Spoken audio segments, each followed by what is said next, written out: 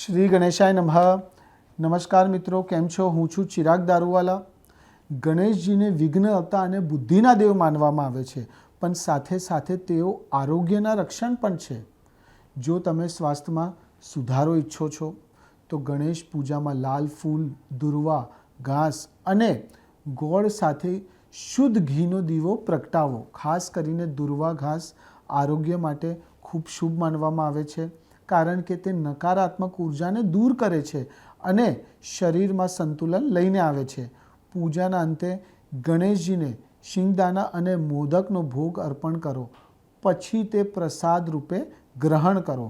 સાથે જ ગણેશ સ્ત્રોત અથવા તો ઓમ ગણ ગણપતાય નમઃનો જાપ 21 વાર કરવાથી મનની ચિંતાઓ દૂર થાય છે અને સ્વાસ્થ્યમાં સુધારો થાય છે. શનિવાર અથવા તો બુધવારે આ વિધિ કરવી વિશેષ શુભ હોય છે. પૂજાના સમયે મનમાં સ્વસ્થતા અને શક્તિની પ્રાર્થના કરો, જેથી ગણેશજીની કૃપાથી રોગો દૂર થાય અને જીવનમાં સકારાત્મક ઉર્જાનો પ્રવાહ સતત રહે.